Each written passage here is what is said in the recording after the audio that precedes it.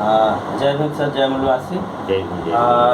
साथियों, हमारे बीच सामाजिक चिंतन, बहुजन चिंतक माननीय मोतीलाल राय जी आज हमारे बीच हैं और मैं उनसे कुछ सवाल करूंगा, क्योंकि देश के हालात और समाज के हालात से सभी लोग रूबरू हैं कि आज देश के हालात क्या है और समाज की स्थिति क्या है, उनकी दशा और दिशा क्या है। जैसे SC ST OBC, इनकी दशा दिशा कैसी है, इसी पर मैं बात करूंगा कि हमारे OBC के आरक्षण पर जो चर्चा होनी चाहिए, देश के सत्ता शासन नहीं कर रहा है और न बुद्धिजीवी भी इस पर चर्चा कर रहे हैं, जबकि बहुत बड़ी समस्या है। हमारे देश की जो जनसंख्या, उसका 60% जनसंख्या अकेले है OBC की, और OBC के आरक्षण पर जो हमारे पूर्व महापुरुष थे, उन्होंने अपनी जान गंवाई है, उन्होंने अपने बलिदान किया है, OBC के हित की लड़ाई लड़ी है। लेकिन लगता है कि आज OBC की लड़ाई बहुत सुस्त पड़ी है। शायद हमारे OBC SC ST के नेता जो हैं वो इसको बहुत महत्व नहीं देते हैं, जबकि बात बहुत ही महत्वपूर्ण विषय है। तो इसी संदर्भ में मैं आज के माननीय मोतीलाल राय जी से मैं सवाल करूंगा। राय साहब कि OBC आरक्षण या OBC पर SC ST OBC के लोग भी चर्चा करने से कतरा रहे हैं। सत्ताधारी दल तो नहीं चाहता है कि चर्चा हो, क्योंकि जितनी चर्चा होगी उसमें सत्ता की परेशानी होगी। लेकिन चर्चा हम इसलिए करना चाहते हैं कि क्या OBC के जो अधिकार हैं, जो आरक्षण है, क्या वो सही माने में आरक्षण पूरा लागू है? क्या उस आरक्षण से हमारा प्रतिनिधित्व हो पा रहा है? अगर नहीं हो पा रहा है तो इस देश में OBC समाज में और सत्ता में चर्चा का विषय क्यों नहीं बन रहा है? इस पर हम आपसे चाहेंगे कि अपने विचार प्रस्तुत करें। माननीय मोतीलाल राय। धन्यवाद सर जी। जय भीम, जय भारत। आपने जो प्रश्न पूछा है ये बहुत ही महत्वपूर्ण प्रश्न है, और मैं जहाँ तक समझता हूँ कि यह आरक्षण जिसको साधारण माने में लोग करते हैं, वह अब प्रतिनिधित्व उसको कहा जाए तो ज़्यादा बेटर है। आरक्षण हमारे गरीबी उन्मूलन का ही सिर्फ कार्यक्रम नहीं है, हमारे हिस्सेदारी का, हमारी प्रतिनिधित्व का भी सवाल है।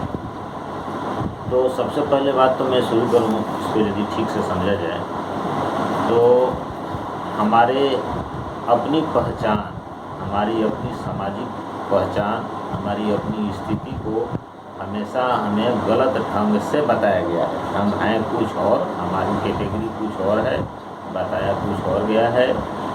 हमें लगता है कि आज़ादी के बाद, स्वतंत्र भारत के बाद, और जहाँ तक मुझे लगता है कि 19वीं सदी और 20वीं सदी में यदि कहा जाए तो ठीक से यदि भारतवर्ष के समाज को उनका कैटेगराइजेशन करना, उनका ठीक से उनका पहचान बनाना यदि किसी ने किया है, वो है माननीय डॉक्टर BR अम्बेडकर साहब। डॉक्टर BR अम्बेडकर साहब ही भारत के इतिहास में यदि ठीक से टटोला जाए, देखा जाए तो भारत के समस्त समाज के पिछड़ेपन के पीछे जो मूल कारण है उसको उन्होंने पकड़ा, अध्ययन किया, और उसका वो खुद स्वयं भी भुक्तभोगी थे। उनको पग पग पर इस भारतीय समाज की जो पिछड़ी मानसिकता है, इसकी वजह से वो स्वयं भी भुक्तभोगी थे, और उन्होंने उसमें गहन अध्ययन किया। और मैं बाबा साहब को श्रद्धा इसलिए आज सहर्ष उनके नाम लेते हुए खुशी हो रही है कि उन्होंने अपने कैरियर को नहीं छोड़ा। जी लेकिन मेरा सवाल है कि महाराष्ट्र के ज्योतिबा फुले और पेरियार से लेकर सारे लोगों ने इस संघर्ष को स्वीकार किया, लड़ाई लड़ी, और इसमें बिहार पीछे नहीं रहा। बाबू जगदेव जी ने कहा भी है कि इस धन धरती में 90 भाग हमारा है, और उन्होंने अपने हक और अधिकार अपने समाज के लोगों को दिलाने के लिए गोली से मारे गए और जीवन की लीला समाप्त हुई। यानी उन्होंने संघर्ष करते करते उन्होंने अपनी जान दी। आप बिहार से बिलोंग करते हैं, तो मैं इस बात को जानना चाहूँगा कि जो जगदेव बाबू जी का जो संघर्ष है, क्या बिहार भूल रहा है क्या? हाँ, बहुत अच्छा प्रश्न। जगदेव बाबू के संघर्ष को आज का बिहार, अभी जो वर्तमान जो जनरेशन है, शायद मुझे याद है कि मुझे जहाँ तक अनुमान है, क्योंकि गांव में जाता हूँ, कुछ लोगों से जो बात करता हूँ, तो मुझे ये पता चलता है कि जगदेव बाबू को आज बिहार में शायद ही आज पढ़े लिखे युवा वर्ग और हमारे समाज के कुछ लोग जगदेव बाबू को ठीक से जानते भी हैं। जगदेव बाबू का नामकरण भी नहीं है और जगदेव बाबू के नाम पर हमने बहुत कुछ देखा भी नहीं है। पटना में एक जगदेव पथ है, जगदेव बाबू की न तो कहीं मूर्ति है, नहीं जगदेव बाबू का चर्चा है। जगदेव बाबू के बेटा नागमणि जी आज खुद भी हैं, जो शायद मेरे ख्याल से मैं यदि सही बोल रहा हूँ तो जेडीयू में हैं।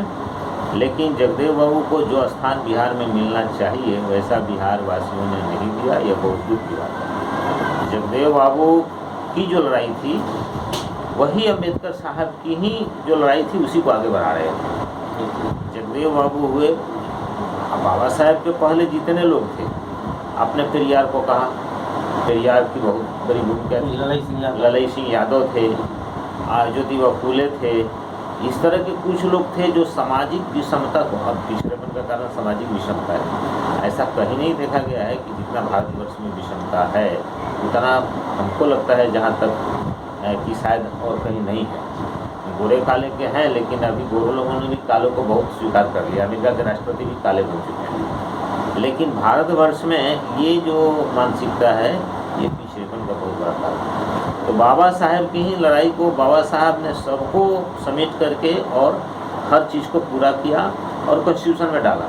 हालांकि बाबा साहब इस कॉन्स्टिट्यूशन को जैसा चाहते थे वैसा बहुत कुछ नहीं हुआ। बहुत कुछ बाबा साहब पर प्रेशर दे करके, जैसे अछूतों के लिए, बाबा साहब ने अछूतों के लिए जो अधिकार लाए थे उसको गांधी जी ने आपको यरवदा जेल में अनशन करके और पूना पैक्ट के नाम पर उसको स्वाहा करवा दिया। तो बाबा साहब की जो भी कुछ संविधान में मिला हुआ है उतना भी लागू हो जाए तो हमारा भारतवर्ष का समाज जो है सो सुंदर बन जाए। जी, मैं बहुत कम शब्दों में मैं चाहूँगा कि आपके जवाब मिले कि ओबीसी जो है और सही मायने में कहा जाए तो इस देश का शासक ओबीसी है।